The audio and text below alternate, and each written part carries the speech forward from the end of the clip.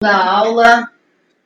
Oi, boa tarde. Estamos aqui na nossa segunda aula do curso de Cannabis da Marcha da Maconha da Baixada Santista. A nossa primeira aula foi no sábado, né? Foi nossa participação no Fórum Social Mundial. E hoje estamos aqui na nossa segunda aula. Queria agradecer demais a todos os inscritos no nosso curso. Muito obrigada a todo mundo que topou participar dessa jornada com a gente, quem se inscreveu no curso, quem está apoiando a divulgação, quem está participando, compartilhando seus conhecimentos aqui em alguma aula. E principalmente hoje queria agradecer nosso parceiro Marcelo Gru, da Marcha da Maconha de Floripa, que está aqui salvando a gente na transmissão técnica. Valeu, Gru, obrigada demais. Essa conexão Santos-Floripa está lindona. É nóis. Bom, hoje, nossa segunda aula, o tema é a história etnográfica da Marcha da Maconha, as origens racistas da proibição. Quem vai estar falando aqui com a gente é o Júlio, parceiro aqui da Marcha de Santos, está aqui com a gente, explicando que nós estamos mantendo todas as restrições de isolamento da pandemia, a gente é parceiro, tá junto aqui há vários dias já, então por isso que a gente está aqui sem máscara junto, tá? Vamos se cuidar, parada tá séria. O Júlio é historiador e etnólogo, e é militante aqui da Marcha da Maconha de Santos, é militante também do CAV, Coletiva Alternativa Verde, e do NELCA, que é o Núcleo de Estudos Carlo Aldegueri. E o Júlio vai estar falando aqui já para vocês, mas primeiro nós vamos chamar o Vini, também lá da Marcha da Maconha de Floripa. O Vini é doutor em Sociologia Política pela UFSC, organizador da Marcha da Maconha Floripa, e vai estar apresentando um pouco aqui da tese dele. Tô sem som, galera. Tô me informando aqui que a gente continua sem som. Se alguém puder dar um salve aí, se tá rolando som.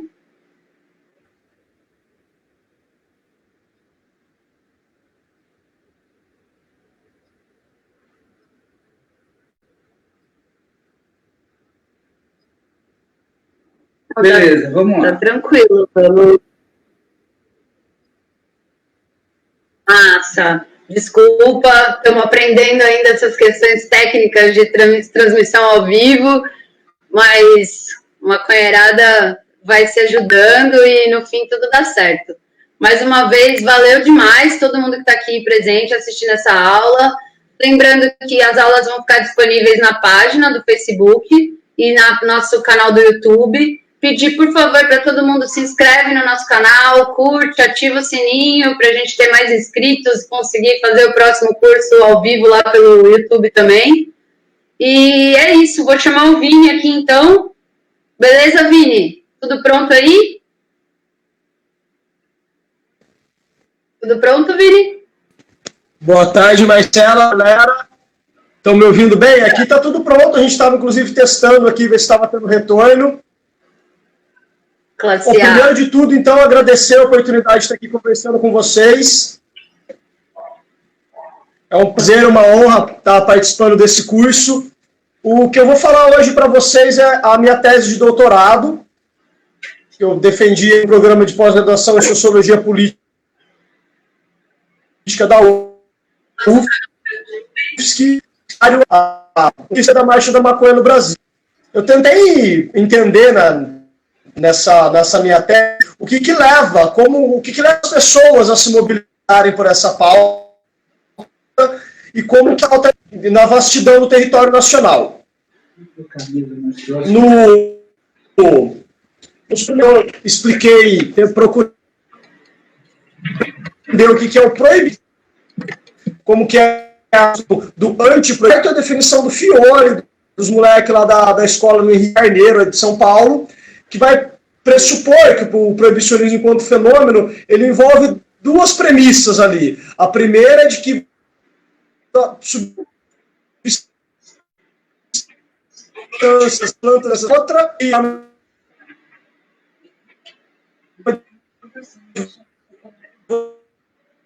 você evitar o consumo policiário, basicamente. O antiproibicionismo que questiona essas premissas. Proibição através, principalmente, mas não só, das marchas da maconha. Então, por isso que a marcha da maconha ela foi um objeto privilegiado. Aí foi sobre como a teoria dos movimentos sociais, e é isso que a gente vai trabalhar hoje. Para responder as minhas perguntas, a minha metodologia, vou levar ao meu, que já trabalhavam com o tema da Marcha da Maconha. Você tem, por exemplo, o trabalho da Lorena Otero, em São Paulo, do Andrew, no Rio de Janeiro, do Yuri, em Brasília, da Natália Campos, em Natal, que são trabalhos ricos de natureza etnográfica, eles acompanharam a construção do movimento, mas eles estão focados, cada um na sua realidade local. Eu tentei responder no meu trabalho questões do Brasil. A partir do trabalho desses trabalhos dessa natureza, focados em cada organização local, e eu realizei entrevista. Eu saí de pessoas em Porto Alegre, Balneário, Curitiba, Sul, Jundiaí, Rio de Janeiro, Brasília, Salvador, Aracaju, Fortaleza,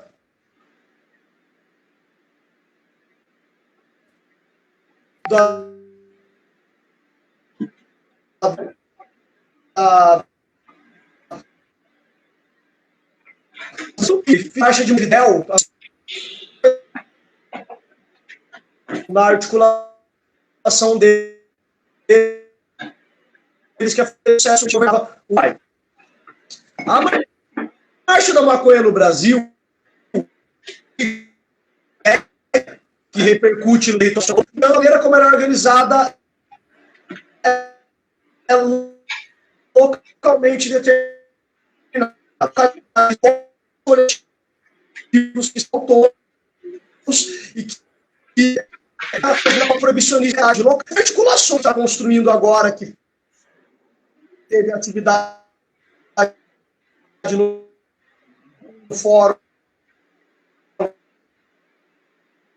no início, em cada localidade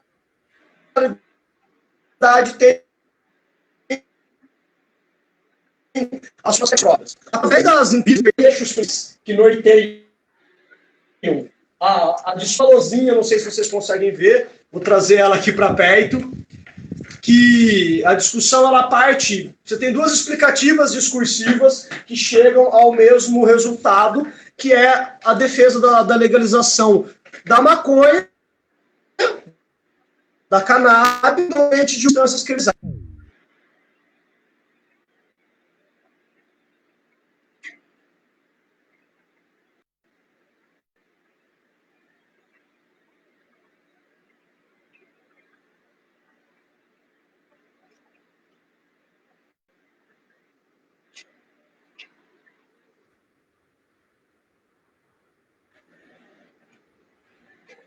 Oi, galera. Acho que o Vini tá com uma conexão ruim.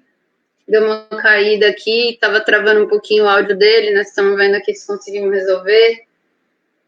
Será que ele volta? Será que a gente passa para a parte do Júlio? Quando ele voltar, ele... Sim, pode ser. Se...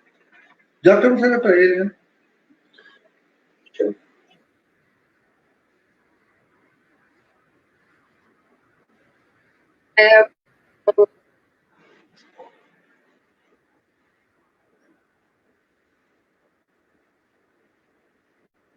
Massa. Então, o pessoal está me informando aqui que o Vini está com problema na transmissão, está tentando voltar aqui, reconectar. Vamos dar uma mudada na aula, então. Ó o Vini aí, voltou. Desculpa aí, galera.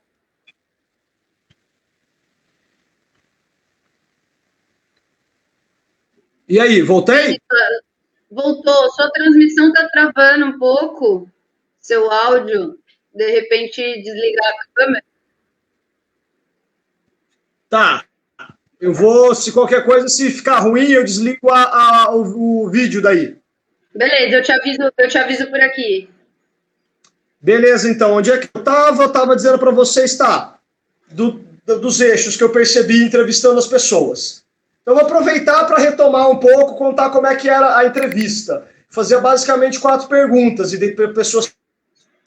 Não precisa ser o nome completo, o CPF dela, mas da forma como ela quisesse ser identificada e como que ela foi parar no movimento antiproibicionista na Marcha da Maconha, porque eu tentava mapear a trajetória. Falar, olha, essa pessoa veio do Red Shop, do Grow Shop, essa pessoa veio da esquerda universitária, essa aqui veio do movimento secundarista, enfim, para ter um mapa ali. E o discurso, eu pude perceber...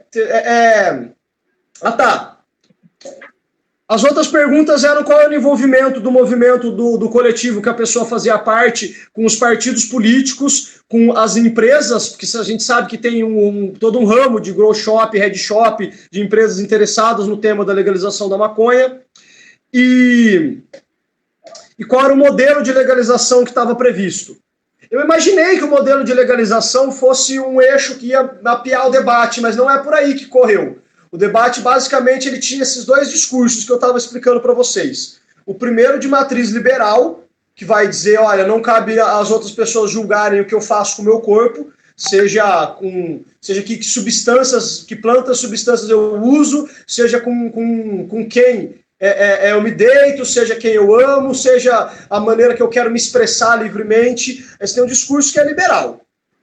No bom sentido, né? Não no mau sentido economia, mas isso é uma discussão para outra hora. Em contraposição a esse discurso de matriz mais liberal, eu percebi um discurso de matriz mais classista. Em algumas marchas da maconha ao longo do Brasil todo, você vai percebendo que a preocupação deles não é essa. A preocupação deles é falar, olha, a gente não está interessado em saber se você fuma ou não, porque para fumar você não precisa da legalização, você já está fumando. O que a gente está interessado em saber o que a gente está interessado em promover, na verdade, é que a polícia pare de dar geral na quebrada. Para que você acabe com a violência institucional que é mantida através do pretexto proibicionista. Que o argumento daí é, olha, toda vez que um pobre é assassinado pelo Estado nesse país, acusa-se ele de estar relacionado ao famigerado tráfico de drogas. Então, isso justifica um policiamento ostensivo nas comunidades periféricas do Brasil todo. Esses 2 argumentos, embora eles não sejam incompatíveis, eles foram se tensionando com o desenvolvimento da Marcha da Maconha ao longo dos anos da última década.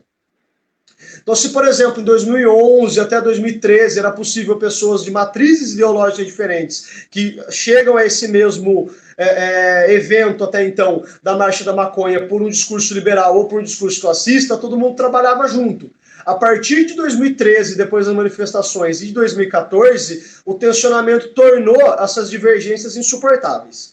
Você teve bastante racha, bastante briga, bastante disputa em torno do que era a luta antiproibicionista, o que realmente interessava na luta pela legalização da maconha e, eventualmente, de outras plantas e substâncias.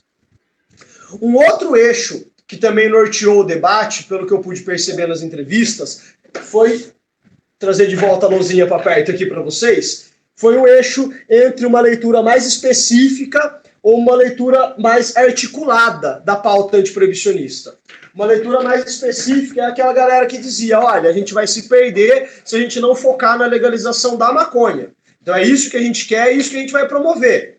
Enquanto uma leitura mais articulada, ela tensionava outras desigualdades, outros problemas que são colocados na sociedade brasileira para a gente, e argumentava que essas lutas, que a luta pela legalização da maconha se tornaria inócua se ela não tivesse articulada com outras lutas. E o maior exemplo disso, eu acho, é a pauta da feminista antiproibicionista.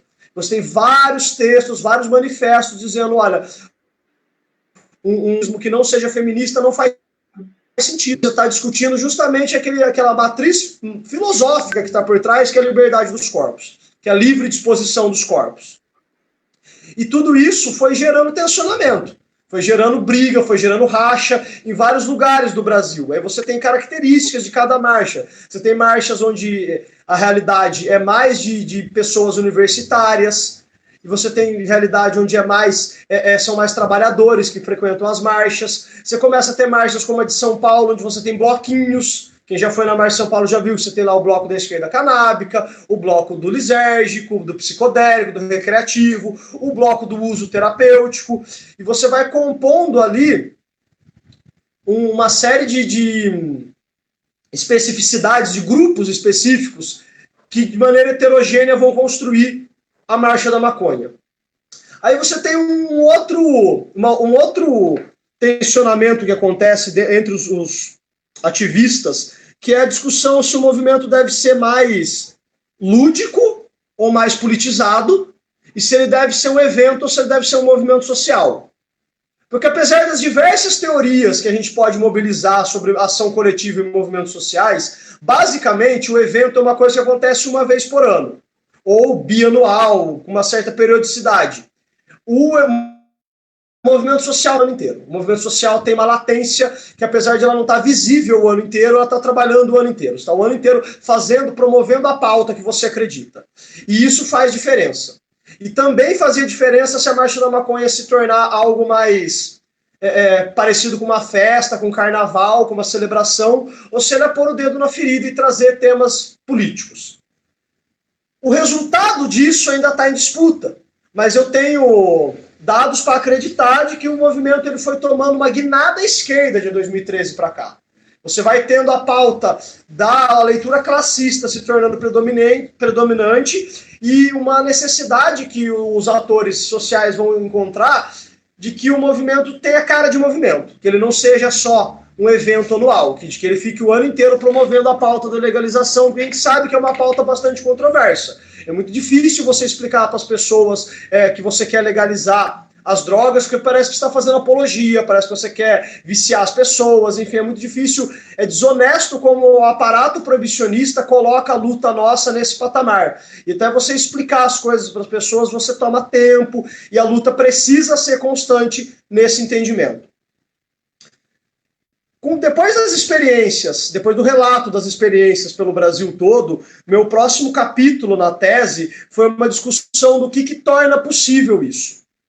Aí eu tinha ali duas matrizes teóricas que eu vou tentar colocar para vocês. Uma matriz teórica de caráter mais liberal, mas não só, né, porque é a matriz do Habermas. Ele vai ler a realidade moderna, vai partir do mito da sociologia de que houve uma sociedade pré-moderna e que agora nós vivemos uma sociedade moderna. E que a sociedade moderna é característica por ter esferas relativamente autônomas que antes estavam todas juntas. Então você tem lá, sei lá, na sociedade feudal, você tem economia, religião e Estado, tudo junto. Aí com uma sociedade moderna, essas esferas vão se tornando mais autônomas. Para o que interessa para a teoria nossa, você tem na leitura do que seria a sociedade civil brasileira contemporânea, a sociedade separada em três esferas. Você tem a esfera econômica, que é o mercado, onde os agentes estariam correndo atrás do lucro. Você tem uma esfera política, que é o Estado, onde as pessoas estariam buscando poder burocraticamente exercido através de cargos sancionados pelo monopólio do legítimo da força.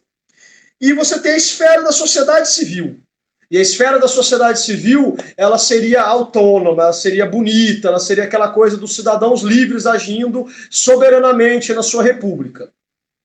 Essa teoria vai dizer que a sociedade civil funciona basicamente assim. Você tem a demanda das pessoas comuns, no nosso caso aqui a demanda pelo fim da proibição da maconha.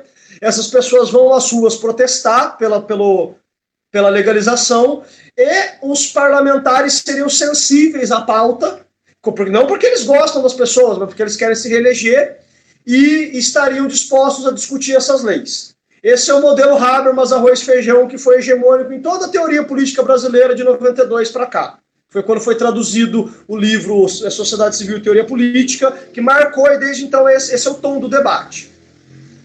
Eu achei que essa explicação não dava conta do meu objeto.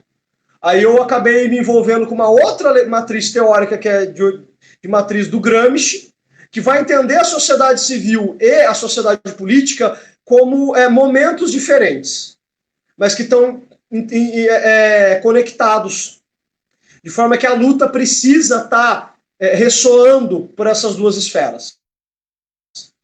E o principal que isso vai ter, para o nosso caso da Marcha da Maconha, está lá na teoria do Ernesto Laclau, a razão populista, onde aí eu pude perceber o seguinte: por que dá certo um movimento social desse tipo? Dá certo porque você tem o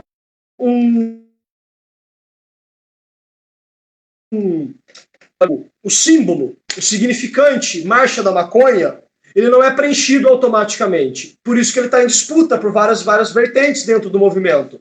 E ele acaba sendo preenchido pelo significado que cada grupo específico coloca nele.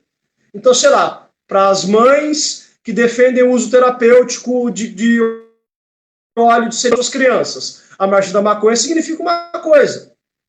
Para os moleques da quebrada que chega lá no bloco do recreativo, a Marcha da Maconha significa outra coisa. Para o cara que tem, significa outra coisa. E assim sucessivamente, construir um agregado, construir um significante tão forte e que é capaz de agregar tantas pautas que ele se prolifera. Que ele cresce. E você percebe isso em números em Maconha de 2011 para cá. E essa capacidade de criar equivalência entre as diversas formas de ler a mesma pauta, ela se reverbera para outras pautas. E aí é fenomenal como a teoria do Laclau é mais sofisticada, porque ela vai dizer, olha, você tem demandas que chegam da sociedade civil para o Estado. E como que o Estado pode reagir? De diversas maneiras, mas basicamente de duas formas. Ou ele incorpora essas demandas, aí as demandas são institucionalizadas, ou ele rechaça essas demandas, elas não são respondidas. Uma demanda que não é respondida, ela é capaz de se tornar equivalente a outras demandas que também não são respondidas.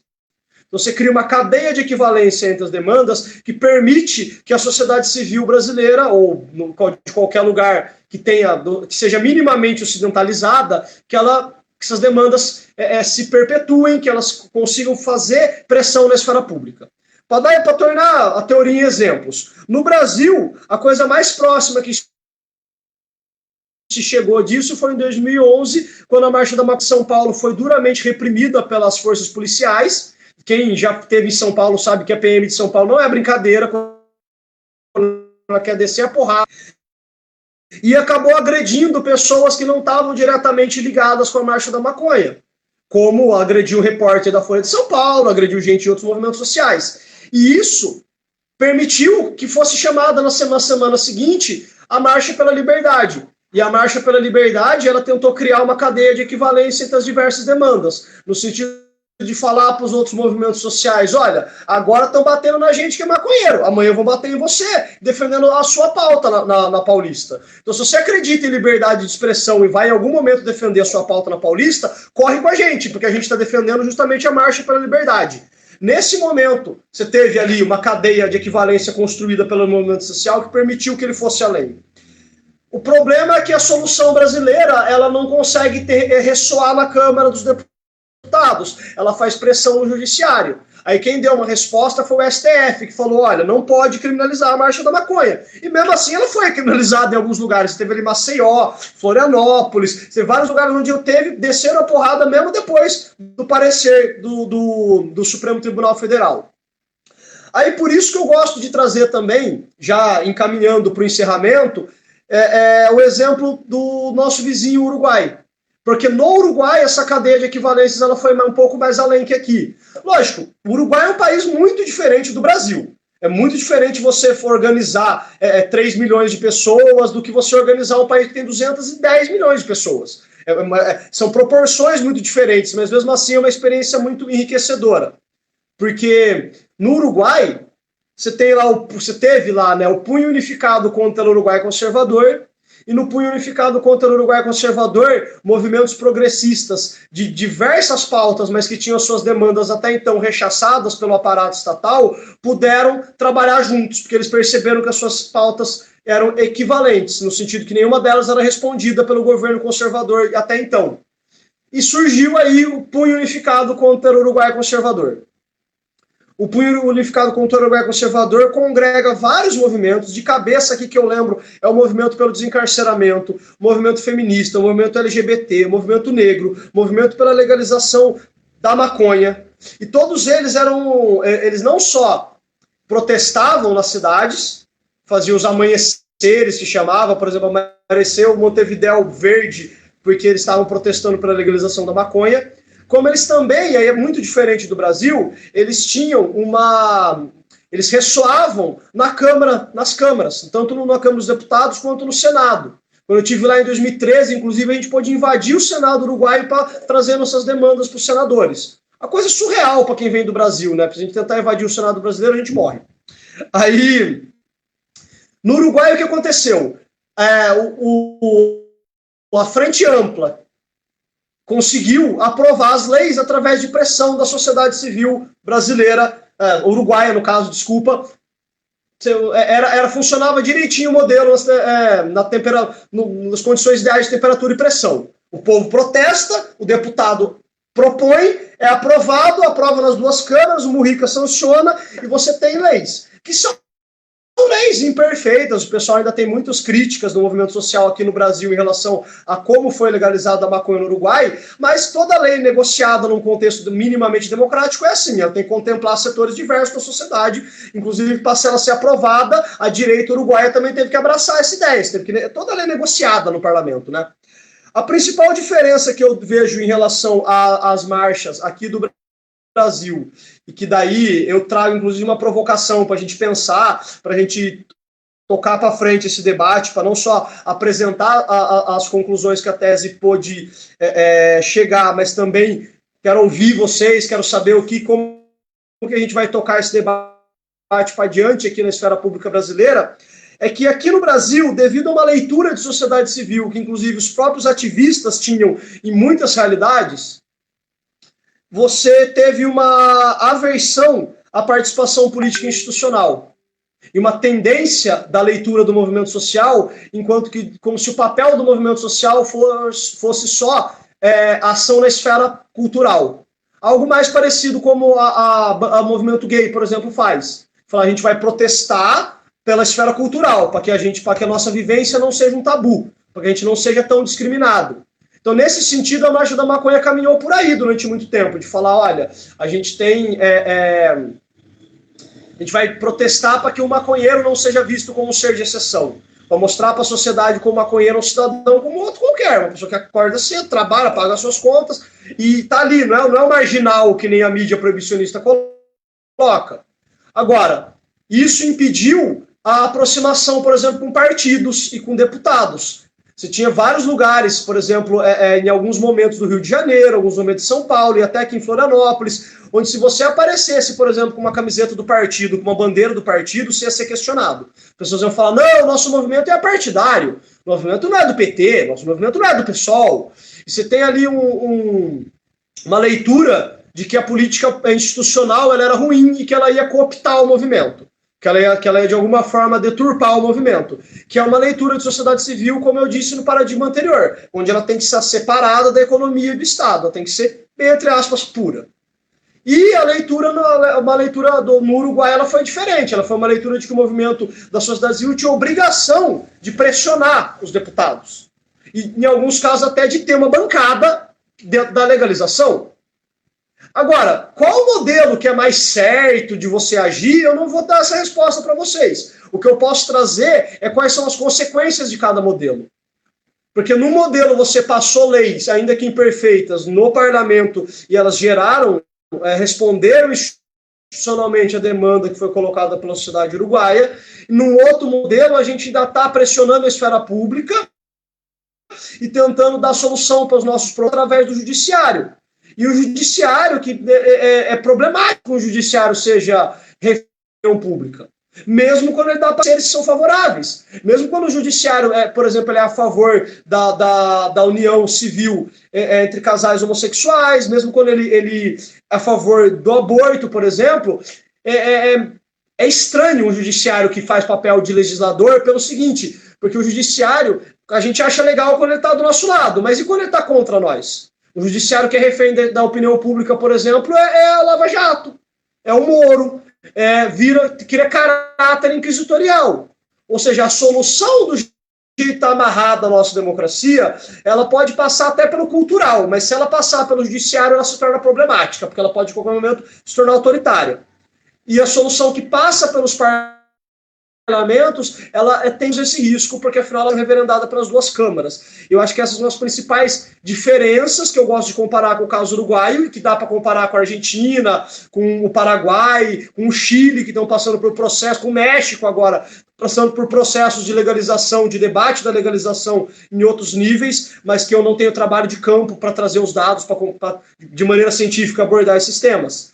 O que eu vi aqui no Brasil foram essas disputas, e as disputas ainda estão sendo colocadas. E aí, as conclusões, elas são muito incipientes, mas elas já mostram isso, que você tem essa característica da sociedade civil brasileira, que o movimento ele não é homogêneo, que ele está em disputa, e que em cada cidade ele está em disputa, e a nível nacional ele também está em disputa, porque tem visões muito diferentes. Constrói-se consensos e hegemonias, mas todo consenso e hegemonia é passageiro. E aí tem outros elementos que aquele que você mira no que viu e acerta o que não viu, né? De que dá para trazer também da tese como a questão dos circuitos canábicos, que levam o ativista comum a estar em contato com o discurso do movimento e se tornar, então, um agente político. E para encerrar minha fala, eu vou tentar responder a pergunta que eu coloquei no começo, o que torna o usuário um ativista? O contato com o discurso. Porque enquanto ele fuma maconha escondida, ele pode até estar cometendo um ato de objeção de consciência, mas ele só é uma desobediência civil quando ele cria consciência disso. E daí ele para de fumar escondido. E daí você percebe o maconheirinho no começo que ele fala assim, nossa, vou fumar escondido porque eu tenho vergonha de ser pego fumando maconha. E o ativista do movimento social que fala, não, eu vou fumar aqui mesmo, e se alguém vier falar comigo, eu tenho um discurso antiproibicionista para explicar por que errado é a proibição, injusto é a proibição.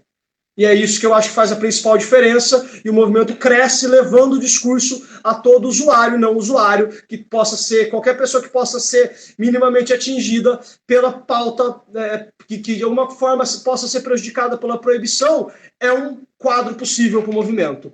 E assim eu encerro, fico aqui para a gente dialogar, para acompanhar a aula do Júlio, para a gente tocar esse debate adiante, e mais uma vez agradeço a oportunidade de estar aqui falando com vocês. Valeu, galera!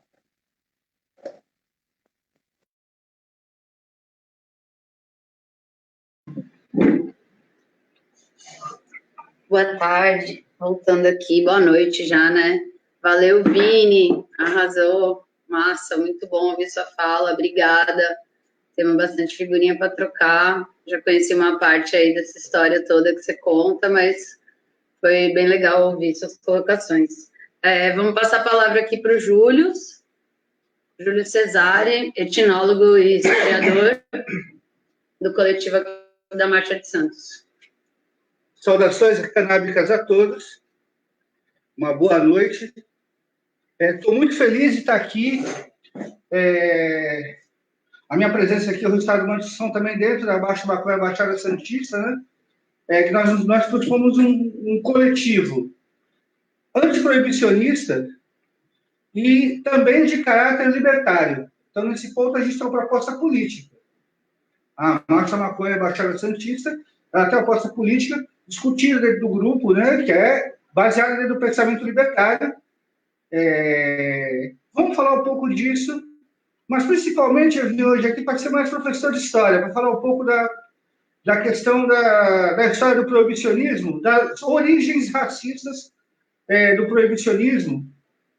E é claro que falando disso daí, vou falar bastante de coisas assim que tem muito a ver com antropologia e história. Só para falar um pouquinho, eu sou formado em História, sou etnólogo, e por muito tempo aqui eu acompanhei as populações indígenas do litoral paulista, populações caiçaras também, trabalhei com populações caiçaras, né?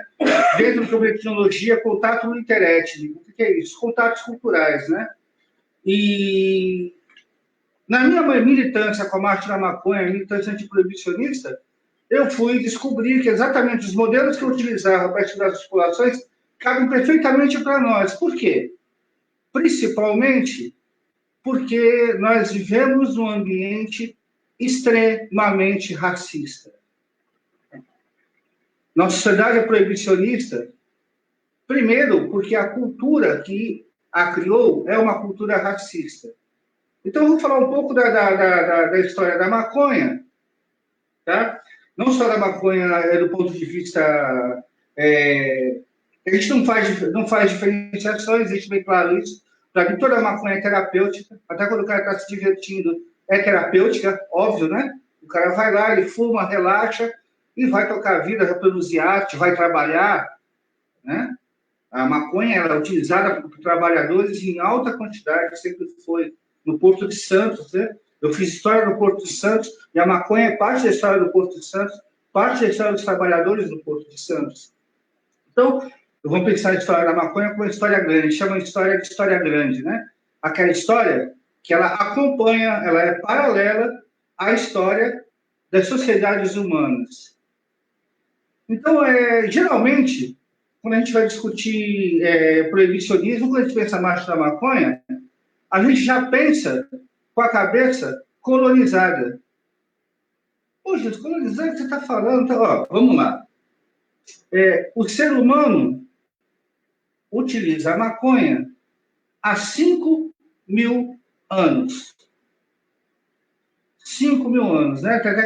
O pessoal fala, pô, 5.000 anos e nenhuma morte de overdose. Pô, por que a maconha é ilegal? Então, 5.000 anos de uso. Eu fiz aqui atrás de mim, ó, não sei se o pessoal consegue ver, essa aqui é uma linha da história que a gente aprende no colégio normal mesmo, né?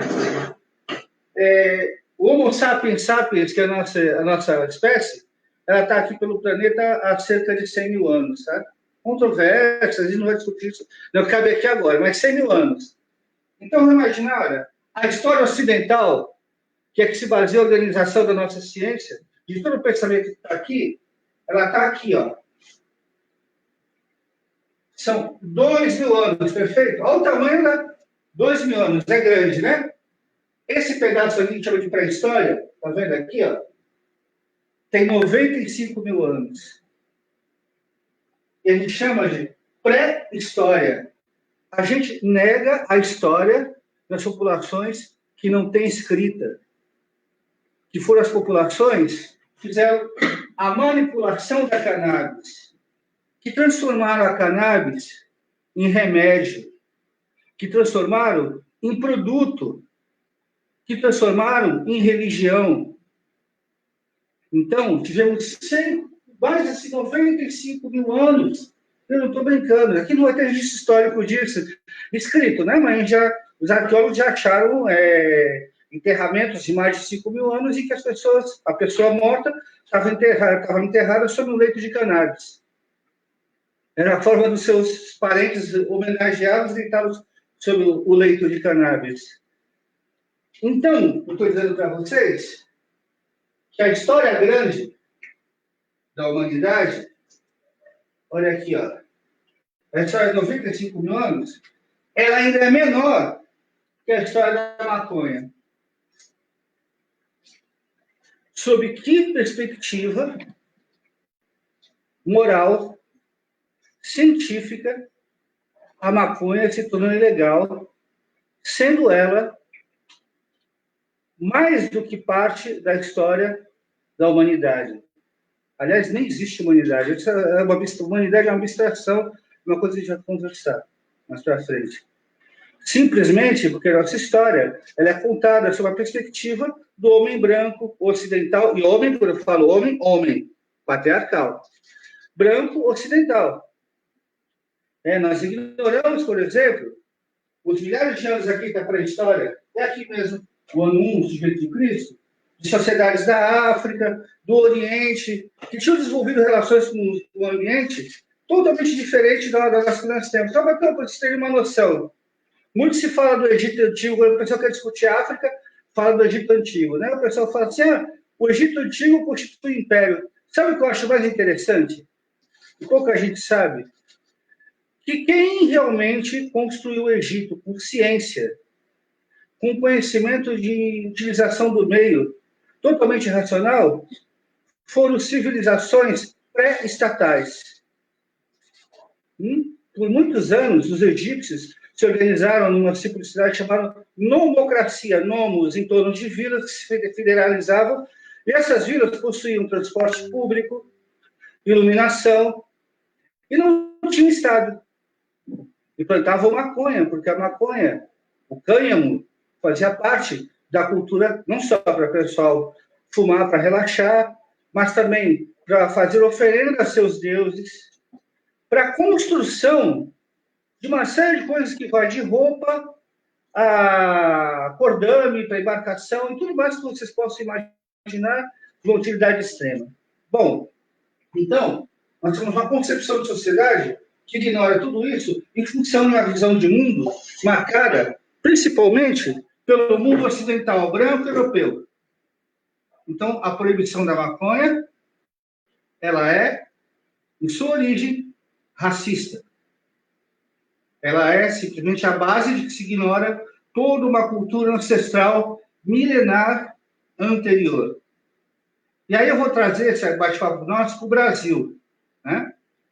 Quando a gente fala do Brasil, fala de proibição, eu posso dizer para vocês que a proibição e a escravidão chegou nessas terras antes de existir Brasil. Antes de existir nação brasileira, já havia um Estado aqui implementando a proibição e a escravidão. Olha que interessante, para quem é da Baixada Santista, né, tem estudo de história, sabe, tem um sujeito aqui que é meio místico, Mestre Cosme Fernandes, o Baixada de Canané, ele chega por essas terras em 1501, né? Ou seja, o Brasil é conquistado em 1500, em 1501, o Baixada de Canané está chegando aqui. Eu já peguei documentos que falam uma coisa muito interessante. Sabe por que o Baixada de Canané veio para cá? Veio degradado, veio preso. Ou seja, a punição chegou até antes do Estado. Certo? Antes do Estado se organizar aqui, nós já éramos uma cadeia na cabeça de quem governava lá. Certo? E como o bacharel de Canané, chegando aqui, ele transformou o decreto dele em alguma coisa que pudesse dar liberdade para ele simples, escravizando os índios. Santos nasce do posto da Ponta da Praia, antigo Porto dos Escravos, que era um porto de exportação de escravos indígenas.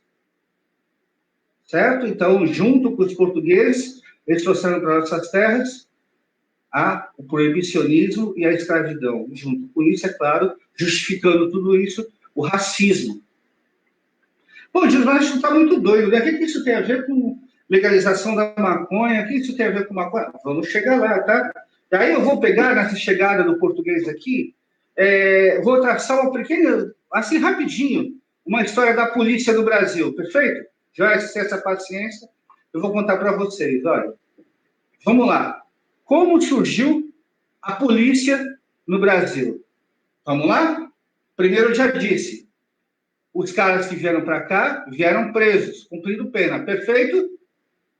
Perfeito isso? Lá em Portugal, eles eram criminosos. Concordaram comigo? Vieram presos porque eram criminosos. Tinham feito algum tipo de qualquer coisa que, pela visão portuguesa, havia sido classificado como crime. Pois bem, essas mesmas pessoas que lá em Portugal eram criminosos, aqui no Brasil, tornaram-se a polícia.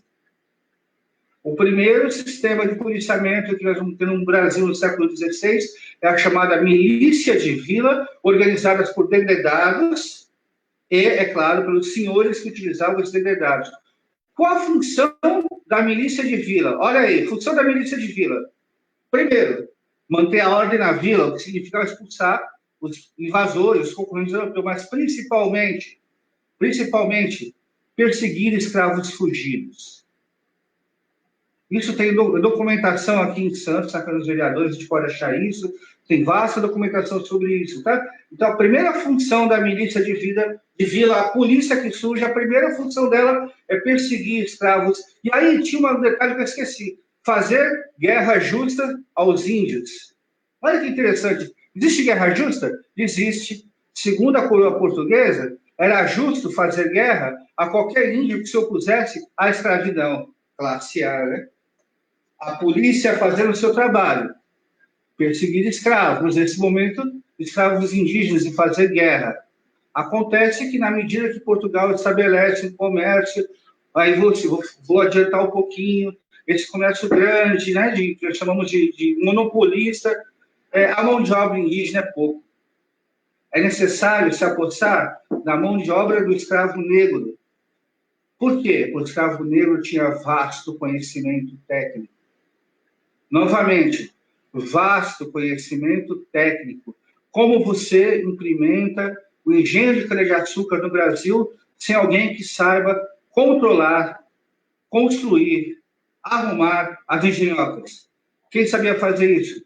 Os portugueses? Não. Mestres africanos, com vasto conhecimento dessa área, que vieram para cá, é claro, forçados através dos mecanismos que nós já sabemos, né? Mais uma vez, aqui se tornava na questão de escravos. A fuga, crime. Seus usos religiosos são criminalizados também. Nesse momento histórico, a maconha, ela é até permitida, tá? Por razões religiosas, eles usavam, e para evitar que o pessoal se revoltasse lá, vamos deixar a religião deles, não vamos tocar, porque, óbvio, se vamos fazer isso, vai ter revolta, vamos tentar manter. Mas a função da milícia de vila, como falei, manter ordem, perseguir escravos, fugidos, coibir revoltas, perseguia. Então, a polícia do Brasil, do século XVI, a milícia de vila, até a vinda da família real portuguesa ao Brasil, foi essa milícia de vila, que ela foi simplesmente montada com criminosos que vieram para cá, com a função de perseguir escravos. Isso não mudou legalmente. A ideia de guerra justa aos índios e a ideia de perseguição aos escravos não muda por todos esses séculos. Ela se mantém na legislação. E mais, a guerra justa, ela deixa de ser uma guerra justa só aos índios, ela vai se estender aos quilombos quando eles são formados, tá? Vindo da família real portuguesa para cá, vou dar uma acelerada na história. Brasil, finalmente independente. Brasil, não existia Brasil. Era um conjunto de províncias com suas próprias identidades. Não havia uma nação brasileira naquele momento. Como vamos construir essa nação brasileira? Na beira do fuzil, na ponta do fuzil. Então, aquela milícia de vila se torna a Guarda Nacional. Qual a função da Guarda Nacional nesse momento? Fazer guerra justa, perseguir os escravos e reprimir a revolta de todos aqueles que não queriam fazer parte da nação brasileira. Então, a nação ela foi costurada com leis proibitivas que cercaram, e com a manutenção da escravidão e do século XIX inteirinho, nós vamos ter a milícia de vila transformada agora em Guarda Nacional, massacrando o povo, perseguindo quilombos, destruindo, proibindo, de certa forma, os costumes. Século XX, proclamação da República, a milícia de vila se torna força pública. Qual a função da força pública? Bom, não temos mais escravo, então dá para perseguir escravo, certo? Sim, agora a função da força pública é manter a ordem. Pô, mas peraí, a gente não tem mais escravo, como é que é manter a ordem? Não, a gente tem que manter a ordem. Manter a ordem é o seguinte, aquele bando de negro que agora está livre, eles não vão poder usar o espaço urbano para suas festas, para sua religião. Isso é criminalizado durante toda a Primeira República. Vamos dar uma acelerada no tempo, vamos passar para o nosso tempo. A força pública, a partir do golpe de 64, se torna polícia militar. Qual a função da polícia militar? Manter a ordem nos espaços públicos. Garantir que a elite não tenha o espaço urbano tomado por essa massa a qual foi negada a história, só chegou aqui e teve a função de exercer o trabalho a partir da coerção e da força. Tudo isso eu estou dizendo para vocês, para a gente entender que o Estado brasileiro, o Brasil, ou melhor, a nação brasileira, alguns intelectuais falam isso, é opinião minha, não existe nação brasileira. É uma construção. E o proibicionismo fala para isso. Os mapas do século XVI, até o século XIX, não mostram o Brasil. Eu desafio qualquer historiador mostrar para mim um mapa que está o Brasil no meio do século XIX. Ali vai estar a América Portuguesa. O Brasil só aparece no mapa como porto de escravos. Tem até um livro bem interessante, Luiz Felipe de Alencar, Trato dos Viventes que torna isso. Fala disso. Bom, e a maconha? Como foi a maconha? Ela foi só tolerada até o século XIX. Você tem a origem do proibicionismo fora do Brasil, veio com as ligas de temperança, né, que eram movimentos contra a bebida. No Brasil, o discurso para coibir não só a bebida, o álcool, que também foi em certo momento, não com a maconha foi depois, mas também foi proibido nas rodas de capoeira, nas festas e nos centros, assim como toda a cultura afro, a forma que ela se estabelecia. A justificativa foi feita por intelectuais que vinham de uma formação, que viam esse mundo ocidental, que eu contei para vocês, como uma única forma legítima de visão científica, de visão não só da ciência, mas do status quo e da lei. Tá? As pessoas vão se basear em pensamentos que vão ser abertamente racistas. Vão ter um médico, por exemplo, a Nina Rodrigues, que é o pai desse pensamento no Brasil, e vai dizer o seguinte: olha, nós temos aí uma sub-raça gigante no Brasil, que nós temos que controlar, e se nós não controlarmos a sub-raça, ela vai fazer uma revolução. Vai nos tirar daqui. Vamos lembrar que o século XIX aqui se revolta contra o poder colonial francês. Com certeza, ocorreria no Brasil isso também. Então, vamos proibir, vamos matar essas pessoas. Então, a saída para isso é o controle populacional através da matança mesmo. Isso não é novo. Né? Do ponto de vista que eu já fiz para vocês uma história da polícia, então vamos entender que essa matança que nós vemos hoje, ela faz parte de um projeto histórico que vem desde o século XVI. Certo? Muda a justificativa, mas está inalterado. E temos leis que garantem isso. Bom, a maconha, ela vai ser tolerada, como falei, por um bom tempo ainda, na medida em que você tinha um discurso do uso das drogas para a medicina. Esse discurso ele vai ser alterado na década de 40, quando os Estados Unidos criam uma grande indústria médica, e junto com isso a propaganda de que os remédios ditos naturais não servem, e a maconha incluída nisso tudo. Por quê? Principalmente porque a maconha simboliza para o Estado, esse Estado nacional, que eu falei aqui, que surge com a proibição, como algo incontrolável, ingovernável, o impulso que vem do homem antigo, que sobrevive até hoje. Eu falei, uma história anterior à história humana, e mais interessante, né? Uma história em que o próprio homem, na medida em que ele evolui do ponto de vista biológico, ele evolui junto com a planta. Ele altera a planta e ele é resultado do que a planta é. E eu estou falando dessa planta, da maconha.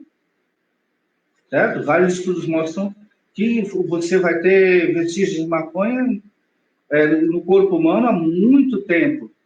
E eu estou falando da maconha, mas não é a única droga. A gente pode pesquisar e conversar sobre isso, mas o DMT também está por aí, né? A psilocibina e outras drogas que utilizadas pelo homem há muito tempo e que, com certeza, elas foram muito importantes para o salto que o homem deu lá de um símio primitivo, porque ele se tornou. A criatividade era resultado disso.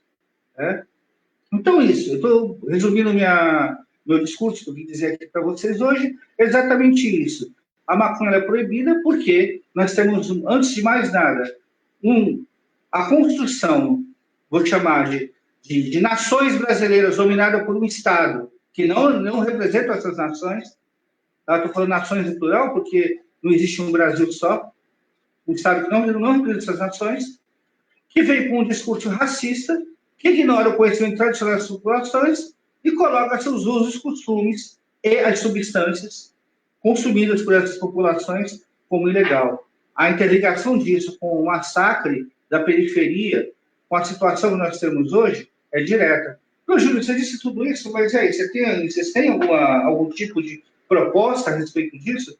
Pois é, exatamente isso que a Marcha da Maconha Santos, Baixada Santista, a nossa instituição, ela vem colocando, né? Ela pensa o seguinte, isso é o estado da conversa entre nós, né? Na medida que o Estado nos nega o acesso ao básico, né? E ignora nossos direitos e mais, tenta nos impedir de avançarmos, só há uma única forma de alterar isso. E essa forma chama-se poder popular. E para nós, a discussão do poder popular é muito importante. Nós vemos a Marcha da Maconha como um movimento social. Mais que isso, um movimento social que está aí para discutir e gerar autonomia. Controle direto das pessoas por esse movimento. É óbvio, se chegar a discussão no momento da maconha ser legalizada, nós vamos apoiar. Mas permanecemos com o direito de discutirmos a legalização que nós queremos. E mais, lutar pelo acesso direto à produção.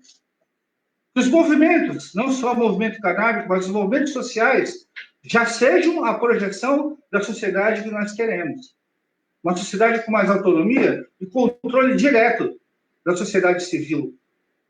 Uma sociedade que ela aponte do controle de produção, que eu acho que isso, infelizmente, foi esquecido aí por muitas vozes, inclusive de esquerda. Então, é isso que eu queria colocar, basicamente. Uma outra coisa que é breve, mas aí a gente tem muito mais espaço para conversar, né? É que toda vez que a gente vai discutir sobre essas sociedades que eu falei aqui, não ocidentais, principalmente nós, as pessoas, os não brancos, né? Diante do que, para responder, os brancos, a gente vai pegar assim, não, mas houveram impérios na África, houveram universidades na África, perfeito, mas o que eu acho mais interessante do que impérios e universidades foram os milhares de anos de sociedades tribais que foram capazes de organizar uma vivência de mundo muito mais rica, que durou muito mais tempo do que qualquer outra experiência humana. E que a gente ignora quando a gente fica fazendo apologia de império para discutir história. E as populações tradicionais, elas eram essencialmente autônomas. Óbvio que eu não estou querendo, quando eu faço discurso aqui, eu não estou querendo dizer, meu discurso é eminentemente político, eu sei. Eu estou querendo dizer aqui que dá para a gente voltar a ser autônomo no modelo tribal. Mas eu acho que dá para a gente começar a discutir movimentos sociais autônomos. Sim, que possam intervir no institucional, mas que não fiquem, em momento nenhum, jamais, atrelados ao institucional, só atrelados ao institucional. Se houver a legalização, e a legalização não for aquela que nós queremos, permaneceremos em luta permanente. E quando houver o debate do que é essa legalização, nós queremos participar, enquanto movimento, com as nossas demandas, que inclui o controle direto da produção pelos movimentos sociais, sem o Estado, controle direto, sem o Estado, sem os grandes poderes econômicos.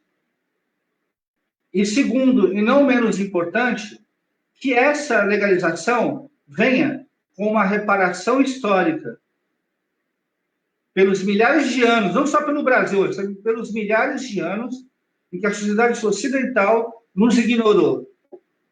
Pela escravidão, pela utilização da maconha como justificativa para a repressão. É isso aí, eu estou falando para caramba, a gente tem que conversar. Eu só queria dedicar minha fala a algumas pessoas aqui.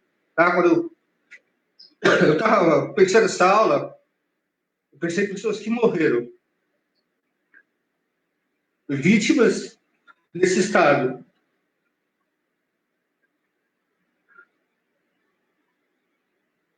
Certo? Então, eu me lembrei do amigo Astrogésio Carrano. Não sei se vocês... Estou meio emocionado. Astrogésio Carrano, autor do Canto dos Malditos, que lutou pela luta antimanicomial, já faleceu e teve seu livro censurado agora, nos anos 2000. Porque questionava tudo isso.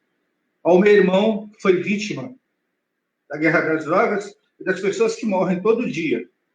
Nós temos a obrigação de constituir um movimento que ele seja autônomo, libertário, de luta, que seja antimanicomial, antiproibicionista e também defenda o abolicionismo penal.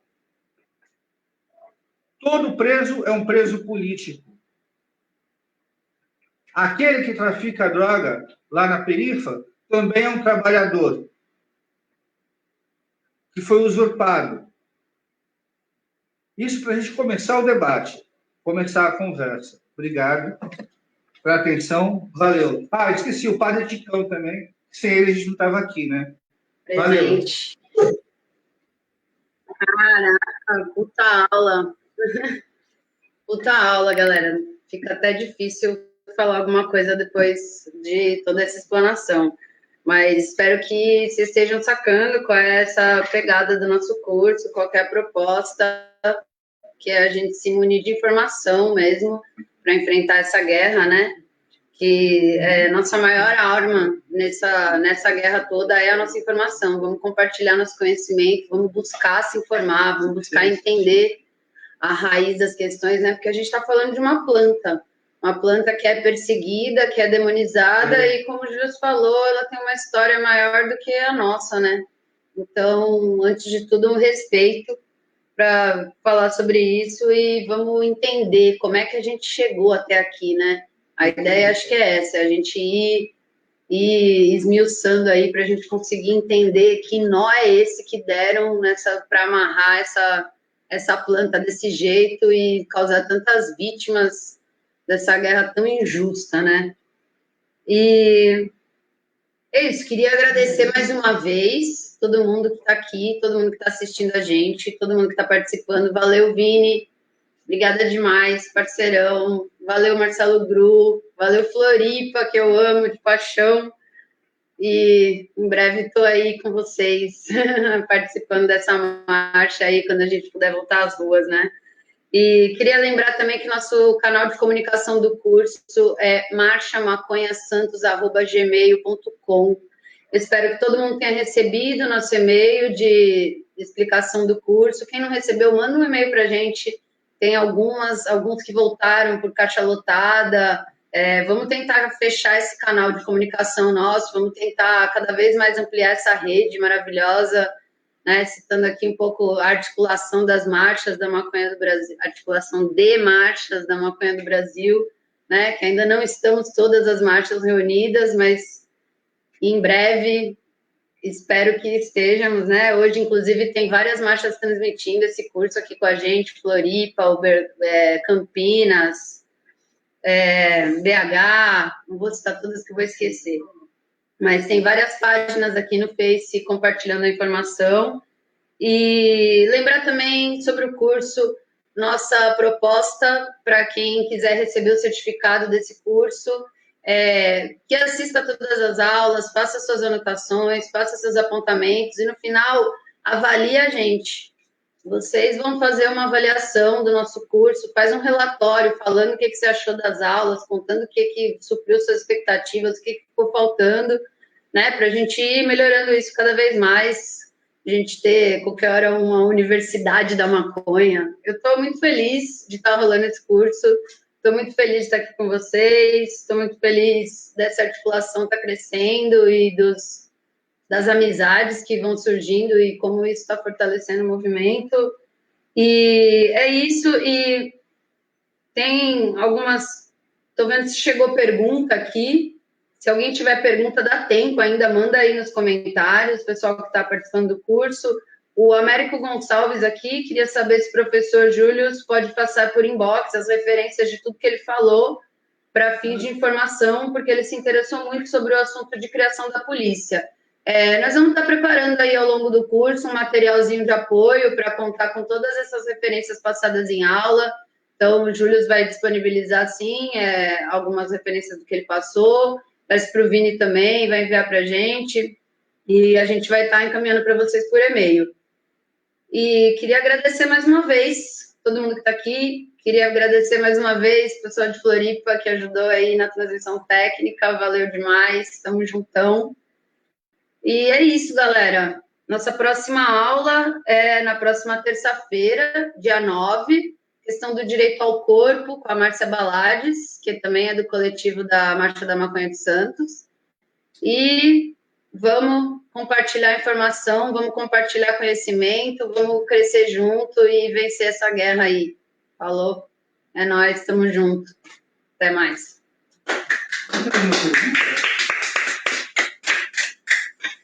Oh, dá tempo? Chegou uma pergunta. Dá tempo de fazer uma perguntinha? Ou já caímos? Paulo Mariante, da nossa articulação, da Marcha de Campinas, chegou aqui. Ainda percebo uma grande dificuldade de muitos movimentos sociais em se somarem à luta antiproibicionista. A AGBLT, Associação Brasileira de Lésbicas, Gays, Bissexuais, Travestis, Transsexuais e Intersexos, da qual tenho a honra de participar, é uma das poucas entidades nacionais que tem uma diretoria voltada à discussão da política sobre drogas. A pergunta, acho que é em relação a essa dificuldade que ele ainda percebe nos movimentos sociais. Quer comentar um pouquinho para a gente, Vini? Tem uma outra pergunta aqui do Denis sobre o antiproibicionismo. Cadê a pergunta do Denis, meu Deus? Isso, Vini, dá uma comentada para a gente. Primeiro, eu quero agradecer a pergunta. Realmente é uma coisa muito interessante para ser dita, essa dificuldade, porque ela mostra os limites do movimento social e da sociedade civil brasileira como um todo. Eu acho que a principal dificuldade é em relação ao discurso proibicionista ter se tornado tão hegemônico. Porque com a consolidação do proibicionismo em vários momentos ali, vamos colocar, para não abarcar a história toda, vamos abarcar só ali o século XIX para o XX, e no meio do XX os anos 60, e depois consolidando com a era Reagan, que projetou a nível nacional. Você tem um discurso midiático atrelado à proibição das drogas, e uma forma que as instituições trabalham, tanto aqui quanto nos Estados Unidos, como na maioria dos países, que é desonesto no sentido que você cria um maniqueísmo, onde ou você está do lado da guerra às drogas ou você é o inimigo.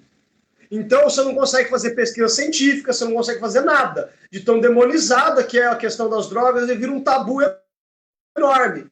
Foi feita uma pergunta parecida com isso no ciclo de debates antiproibicionistas ano passado. O pessoal lá da Federal do Rio Grande do Norte, que organiza um evento maravilhoso, inclusive saudosa Leilane, enfim, quem conhece a cena lá sabe a emoção que dá a falar desse evento. Mas a discussão era em relação ao MST, de falar pra gente, falar, olha, por que o MST, por exemplo, não cola junto com a Marcha da Maconha?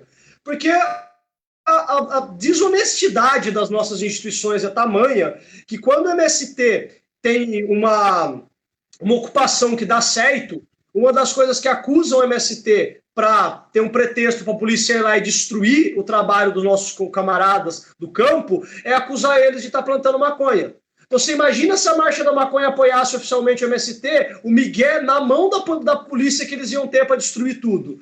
E eu acho que os outros movimentos sociais também ficam receosos do apoio da Marcha da Maconha por causa disso.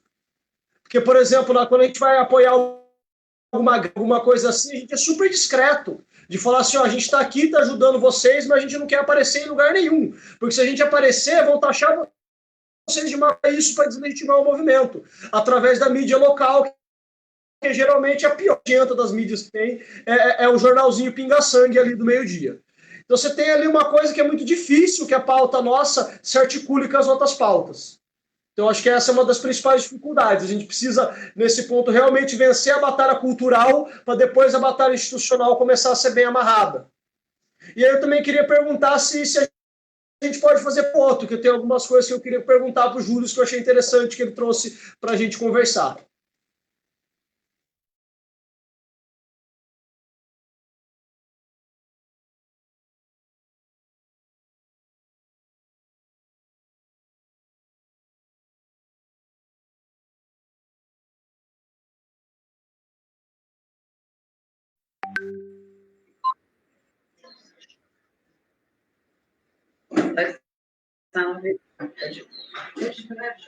Pode mandar aí. Essa pergunta que eu fiz do Paulo, para você responder também. Então, sobre essa dificuldade de muitos movimentos sociais se somarem à luta antiproibicionista. Sim, eu acho o seguinte. Como que a gente supera essa dificuldade? Eu vejo o seguinte. Eu acho que cabe a Marcha da Maconha. Eu concordo com o que o Felipe falou. Chegar lá e a vaga, apoiar para os caras. O tiro pode ser pela culatra, né? Mas cabe a Marcha da Maconha a ela se ver como movimento social. Certo? Ela se vê como movimento social, ela constrói uma ponte, pelo menos debate, assim, debate coerente com outros movimentos. Cabe à marcha ter uma pauta de racismo, cabe à marcha ter uma pauta de diversidade sexual, junto com a questão da legalização, cabe à marcha também ter uma discussão sobre a questão do direito à terra, e a marcha assumir esses debates junto com a questão da maconha, articulado com a legalização. Eu vejo dessa forma. Seria isso.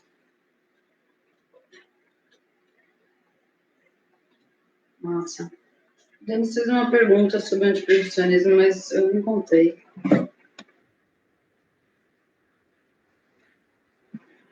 Manda lá, Vini. Troca em figurinhas aí. Eu queria deixar minha pergunta para o final, porque eu acho que ela foge um pouco do tema da cannabis, né? Mas já que está tendo essa oportunidade, já vou mandar. Queria perguntar para o Júlio dessas sociedades pré-estatais do Egito Antigo, que eu acho isso um tema muito interessante. Estava, inclusive, comentando com o Denis, com um livro que está aqui, por coincidência, aqui por perto, que é o Sociedade contra o Estado, né? A gente estava até conversando sobre isso essa semana, e eu acho isso um tema interessantíssimo, da gente imaginar formas de organização social não estatais, porque a forma de organização estatal que a gente tem é essa aí, que a gente acha que está sendo oprimido e está reivindicando o tempo todo. Então, a gente perceber que é possível organizar sociedades humanas num outro contexto, eu fico muito interessado em saber mais sobre esse tema. Então, tem alguns autores que dão bastante para a gente conversar sobre isso, né? O Classes é um cara, quando ele pensa, ele faz série contra o Estado, que ele pega os sistemas democráticos, né, que estabeleceram nas tribos indígenas do Brasil, das Américas, né? No caso do Classes, ele pega as Américas. O Claudine Lévi-Strauss, né, o pensamento selvagem. Então, uma coisa bem interessante, o Lévi-Strauss tinha uma teoria, que é a teoria do apocalipse colombiano, que ele foi muito criticado, e hoje em dia a gente está vendo que ele estava meio que se provando certas coisas que ele falava. Ele dizia o seguinte, que ele tinha a impressão que as populações indígenas do centro do Brasil já tinham composto um outro tipo de civilização muito mais adiantada, e que essas civilizações, né, elas foram destruídas pelo contato com as doenças do homem ocidental antes da chegada mesmo do próprio homem branco lá no interior do Brasil. Então, antes do homem branco chegar no Brasil, as doenças que o homem branco trazia chegaram e dizimaram essas sociedades. Como eram sociedades baseadas na madeira, pouca coisa ficou para a gente poder estar reconstruindo sociedades, né? Mas quando a gente chega na África, por exemplo, você pega no Egito Antigo, esse é o Egito nomaico, né? Os nomos eram organizações que eram clãs, né? Mas eram chegaram a ser mais do que clãs. E esses nomos, eles tinham ligações entre si e eles faziam conselhos, né, no respeito à guerra, à troca direta. Esse mesmo tipo de organização se encontrou com os índios iroqueses aqui da América. Inclusive, a ONU, né, quando ela for pegar o modelo de organização dela, ela vai se basear na organização dos índios iroqueses. E quando você chega na África, você tem uma tribo, os Dragons, que é uma sociedade bem tribal mesmo, e inclusive quando você pega aquelas coisas tipo aliens do passado, pegam muito esses caras porque eles eram astrônomos. E é bem interessante que essa Dragon não tinha nem desenvolvido escrita, mas os caras tinham uma classificação, por exemplo, do céu onde eles moravam. É uma coisa maravilhosa. Você imaginar que uma sociedade tribal pré-histórica estava olhando para as estrelas e estava mapeando as estrelas, né? E aí, quando a gente, por exemplo, quando a gente fala do uso da maconha, muitas tribos da África domesticaram a maconha, né? E foram alterando para suas utilizações, ou para medicinal, para religioso, ou mesmo para poder construir coisas. Então, na medida que a arqueologia ela tá avançando enquanto ciência e antropologia, a gente está começando a localizar outras formas de relação. Aqui no Brasil, a gente tem algumas teorias que são bem interessantes, que eu acho que podem ajudar muito a marcha da maconha, que são de autores brasileiros, tá? Que são baseados no pensamento, inclusive, do próprio Pierre Classes. Você tem o Viveiro de Castro, que ele pensa o perspectivismo.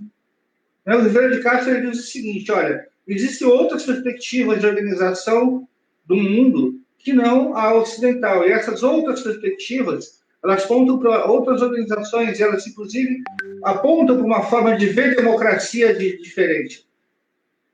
Quando nós observamos esses povos, né? Aí você tem o professor Antônio Carlos Diegues, que ele escreveu um livro chamado O Mito da Natureza Intocável. O Antônio Carlos Diegues, ele trabalha com uma questão chamada etnobiodiversidade, que para a gente que lida com a questão da maconha e drogas, é essencial, porque a etnobiodiversidade ela trabalha com a ideia de que a diversidade biológica ela é resultado da interação cultural do homem com o meio também. Então, por exemplo, o Antônio Carlos Diegues e outros, né, dizem que a Mata Atlântica e a Floresta Amazônica são florestas artificiais. Né? São jardins das populações que lá viviam. E a arqueologia está confirmando isso. E no Mito da Natureza Intocável ele diz assim, não há no planeta natureza intocável, porque não existe natureza em última instância. Existe ambiente físico, no qual o homem faz parte. Agora, que tipo de homem entra em contato com a natureza daquele ambiente? É o tipo que explora ou o tipo que quer o equilíbrio? Se é o tipo que quer o equilíbrio, a floresta vai com ele andar junto. Se é o tipo que explora, vai destruir. Né? E eu acho interessante esses autores, eu gosto sempre de citar o Classes, Sociedade contra o Estado, né, porque é interessantíssimo. Aí o Viveiro de Castro, é um cara contemporâneo muito interessante, brasileiro, ele é um dos antropólogos respeitados no mundo todo. Tá? O professor Antônio Carlos Diegues, também brasileiro, recentemente morreu, infelizmente, o David Kroeber, né? Um companheiro nosso, antropólogo, ele estava, inclusive, trabalhando com as mulheres em revolta lá no Kurdistão e estava trabalhando com o federalismo democrático do Kurdistão e estudando lá. Ele antes tinha estudado os zapatistas, né? Que são também experiências democráticas baseadas no conhecimento tradicional, no zapatismo dos indígenas do México. No caso do Kurdistão, das mulheres do Kurdistão. Uma outra coisa também, eu sei que estou tomando bastante tempo, mas isso aqui é bem interessante, a gente quase não tem a chance de falar disso, são as experiências de democracia radical na África. Existe uma acontecendo hoje em dia, que é a República Árabe Livre Saharaui. É uma coisa muito interessante, que não junta pouca gente, não, junta muito. E é uma experiência que trabalha com a ideia de povos, muitos povos de línguas diferentes interligados, interreligiosos, e é bem interessante que eles foram obrigados a ter um representante, ou líder, né, um presidente deles, embora não seja uma república oficial, e o cara que preside, ele é o jardineiro da sociedade lá de onde eles vivem. O cara é o porta-voz, ele virou presidente só porque ele fala bem espanhol e inglês. Só por isso e mais nada, ou seja, ele não manda em nada, quem manda é o coletivo. Então, quando a gente pega essas populações, a gente começa realmente a ver outras formas de democracia. Mas eu sei, esses autores que eu estou citando, é legal para a gente estar se debruçando sobre eles, assim, eles trabalham com o conceito de federalismo democrático, aplicam isso dentro da antropologia, e a gente também, lá os clássicos, né? O Marx, quando ele fala de sociedade hidráulica, né, para o surgimento da sociedade ocidental, o Engels, da origem da família, propriedade do Estado, é uma leitura muito legal, né? Acho que tem que ler, mesmo porque são caras que deram uma contribuição muito interessante para a gente rever essas coisas, né? Porque o Marx, quando ele fala de modo de produção hidráulica, ele diz uma coisa bem interessante, né? Que esses modos de produções tradicionais, eles não são alienados, ou seja, não é como a gente, a religião é uma coisa, a produção física é outra. Esses povos não. A religião e o trabalho se interligam, né? Assim como a diversão. Então, por exemplo, o cara pode formar para poder pensar como ele vai fazer pulsão no território dele, que é um território gigantesco. E à noite ele vai fumar aquele mesmo beck para rezar. E aí vem a resposta que os deuses dão para ele de como organizar o território em volta. Isso é bem legal, certo? Isso colocando no campo da gente, mas a gente pode colocar para outras coisas. Seria isso aí. Massa demais. Chegou mais perguntas aqui. A Nalva Andrade perguntou quando é que vamos ter uma associação da maconha na Baixada. Nalva, muito massa você perguntar isso, porque essa é uma das propostas do nosso curso. Ao final do curso, a gente reunir quem está interessado em formar essa associação e botar isso em jogo, né? Dar andamento para essa formação aí, se agregar e construir coletivamente uma associação. Então, para engatar até na pergunta da Nalva, tem uma pergunta do Denis assim: como que o tema das associações canábicas poderia se inserir nesses debates que vocês levantaram, considerando que esse curso visa estimular a formação de associações canábicas, né? E tem uma outra pergunta do Denis aqui, eu já vou falar, se vocês puderem já comenta as duas. Ele falou assim: antiproibicionista é igual a pela livre disposição dos corpos. Será que essa definição não poderia ser usada de forma individualista pela direita, tipo os antivacina? Existem outras definições de antiproibicionismo? Quem responde primeiro? Vai lá, Vini. Pode ser? Pode ser. Eu vou responder primeiro uma coisa que eu já sei e outra que eu não sei, mas que o Denis nos convida a pensar. E eu vou aceitar esse convite, então. As associações canábicas é um tema muito amplo, né? E que elas têm vários modelos, vários tipos de associações e que elas vão desde de organizações mais ou menos informais. Então é muito diverso, é um termo que abrange muito tipo de experiência.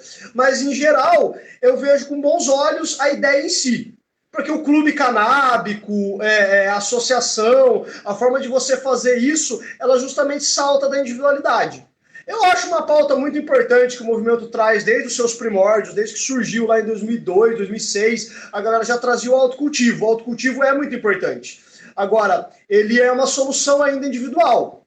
Mesmo que você, até o jeito que você resolve isso tendo um habeas corpus. Vai lá conversar com o Eric, com o Emílio, ele vai te dar os seus caminhos. Você ter esse habeas corpus, mas é uma solução individual. O clube, a associação, ela já é um salto qualitativo, na minha opinião. Você está se agregando a pessoas, ainda mais quando é para promover desobediência civil. Porque desobediência civil promovida de forma individual, ela é criminalizada, o Estado te leva embora. Agora, você tem a associação de pessoas, já é mais difícil, já tem força jurídica para resistir à opressão de maneira mais interessante.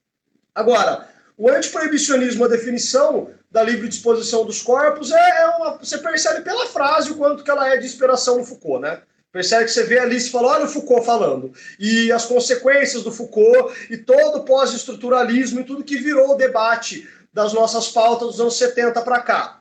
Agora, que ela pode ser instrumentalizada pela direita, não só ela pode, como ela é.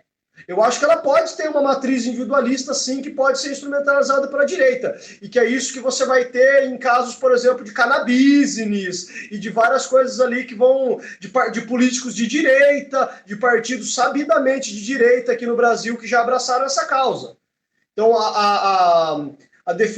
uma definição alternativa do antiproibicionismo, eu não sei te oferecer. Mas a gente pode pensar como construir essa definição de uma forma que ela não possa ser mentalizada pela direita.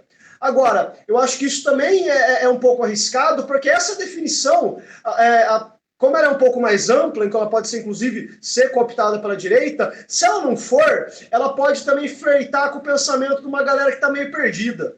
Sabe, molecão liberal de 17 anos que não estudou muita coisa ainda, mas que tem boa intenção, ele vai ser atraído por um discurso de livre disposição dos corpos, enquanto um discurso mais classista pode meio que afastar ele. E eu acho que nesse aspecto o discurso ele tem que trabalhar com as duas maneiras, ele tem que ser específico no que a pauta quer, mas ele tem que ser amplo para agregar um público novo, porque agregando para convertidos. E deixa aberto o debate, né, depois dessa, porque é realmente um tema muito importante de ser pensado, Denis, mas muito difícil de dar uma resposta agora.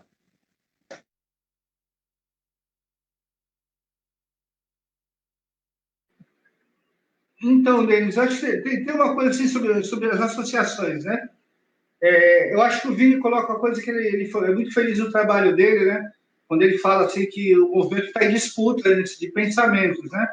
Eu acho que é por aí mesmo. Existe uma visão mais social, classista, do que pode ser a marcha, e uma outra visão que está enfrentando com um pensamento liberal, com cannabis, né? E a gente não quer isso. Então, a gente pensa assim, a gente pelo menos não faz parte dessa visão, né? Pensa a associação como uma forma de trazer, principalmente, força e autonomia para o movimento. Então, ela tem que ser uma associação, eu penso nisso, né? O mais politizada possível nesse plano. Mas é o que eu pessoalmente defendo. Por exemplo, dar suporte para nos defendermos. Vamos imaginar que um companheiro vai preso no ato de ele estar fazendo um movimento. A gente tem associações que possam esboçar reação, uma campanha vigorosa mesmo. Esse é um modelo muito interessante. É uma campanha vigorosa de luta, que possa chegar e fazer o debate, seja ela se qualifique para fazer o debate com os outros movimentos. Ela vai estar fazendo crescer essa visão social classista dentro da Marcha da Maconha. Uma outra coisa é que seria a associação de produção, e aí sim, uma produção direta, a gestão direta sobre o que a gente está produzindo, coletiva. Então, na medida que a associação seja organizada para travar esse debate, inclusive com o Estado. Então, vai chegar o cara e falar assim, olha, eu sou candidato a tal coisa, eu defendo aí a legalização. Pois bem, que legalização o senhor defende? Como é que fica o controle da produção aí? Certo? E essa associação, ela, inclusive, seja suficientemente politizada, que não passando aquele modelo que ela tem de produção, de legalização, ela seja capaz de articular a campanha para que isso aconteça. Fazer a desobediência civil realmente acontecer. Então, é interessante que quem entre em associações canábicas, pelo menos do meu ponto de vista, tenha claro isso, tenha claro que são associações dentro do movimento social, com um objetivo coletivo, porque esse objetivo coletivo ele aponta, em última instância, para a organização da sociedade, para nós organizarmos e termos conquistas coletivas, de origem classista, que aponta, sim, para a reparação da nossa sociedade, dos pretos, dos indígenas, da mulher, de todo mundo que foi oprimido. Como eu falei, existe sim uma ideia de proibição muito bem definida pelo Estado. Certo? Talvez a gente não tenha construído agora, ainda nosso antiproibicionismo, agora falando da pergunta seguida, mas é a nossa função histórica construir isso. Os instrumentos nós temos. A gente já localizou o que é a proibição, sabe que ela é fruto de uma visão racista e monotemática da sociedade, eurocentrada. Isso a gente sabe. Isso a gente não precisa do Michel Foucault para dizer para a gente. Um moleque lá na periferia, ele já sabe disso. Entendeu? Não estou menosprezando Foucault, nem estruturalismo. Estou dizendo que a molecada da periferia sente na pele. Tá? O cara está lá, ele sabe que o Menganha vai olhar para a cara dele e vai encher a cara dele de tapa sem nem ele estar com o beck na mão. Ele vai estar lá o boy na praia com o baseadão e o cara vai passar batido. Ou não é isso? Então, isso é claro, isso é classista. E é racial. Isso é claro. Certo? E aí a gente vai ver, a gente começa já a olhar a proibição por um outro ângulo, né? Que a gente dispõe os corpos, sobre os corpos se também projeta, aí pegando Foucault, né? Sobre os corpos também se projeta a classe social, sua origem étnica, e onde vive. No Brasil, o cara que nasce na quebrada, ele é marcado pela merda, meu. É impressionante. A chance de ele conseguir viver em paz é mínima. E se o cara é preto da quebrada, ó, piorou. Se for uma mina, piorou. Se for uma mina lésbica, piorou mais ainda. E a coisa caminha nesse nível. A gente tem que olhar a proibição por aí, porque tudo isso são proibições. Não é proibição legal, mas é a proibição que está aí. Vai uma mina trans negra, dá um rolê num centro e fuma para ver o que acontece com ela. Ou nem precisa fazer isso, só se deslocar sozinho, a gente sabe o que vai acontecer. A molecada, três moleque negros dá um rolê no shopping, um visual mais radical. Eles não conseguem nem pôr o pé no shopping.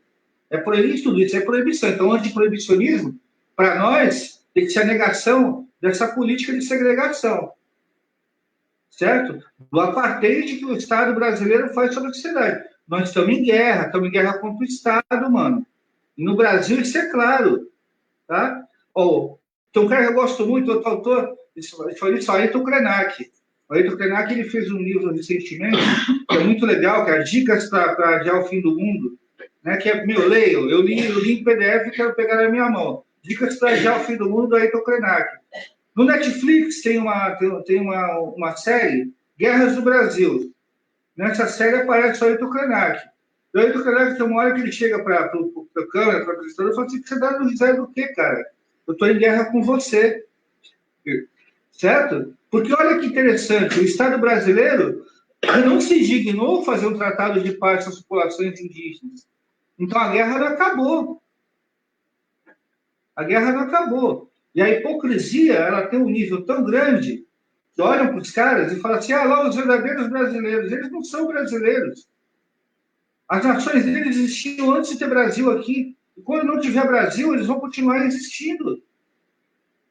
Certo? É totalmente um direito da população africana brasileira negar o Estado Nacional. Se a gente não começar a discutir isso sem hipocrisia, a gente não vai achar nossa definição de proibição. Não vai, porque ela caminha por aí. E ela se esconde debaixo da hipocrisia, do não debate dessas coisas. Né? Tanto que o pessoal que faz da teoria da branquitude fala o seguinte, a principal característica do branco é não se dizer branco. Certo? Porque ele já controla tudo. Já está tudo na mão dele. Né? Quem é obrigado a ter identidade somos nós. Né? Se a gente não tiver nem identidade própria, a gente é o quê? Na sociedade. Vai ser só carne barata, né?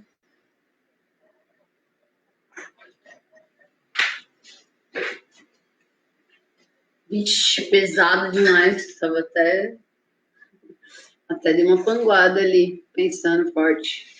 Temos muito trabalho pela frente, né, galera? É isso. Vamos se munir de informação, que continua sendo, vou repetir, que é a nossa arma mais valiosa mesmo nessa guerra.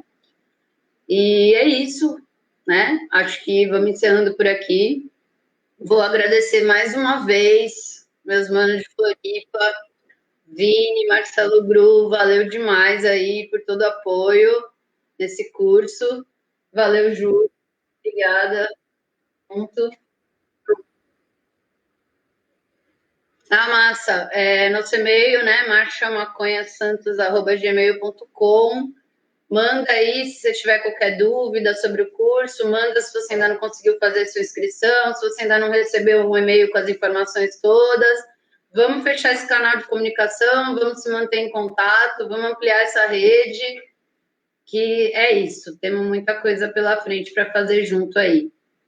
Valeu, galera. Tamo junto. Até a próxima terça, dia 9, às 7 horas, aqui novamente, na página de Santos. Valeu. Boa noite a todo mundo. Valeu, galera. Muito obrigado, Marcela. Muito obrigado, galera de Santos. Muito obrigado, Júlio. Muito obrigado, Gru. E para você que está aí acompanhando a gente, da onde você estiver. Valeu, galera. Foi um prazer e uma honra. Abraço.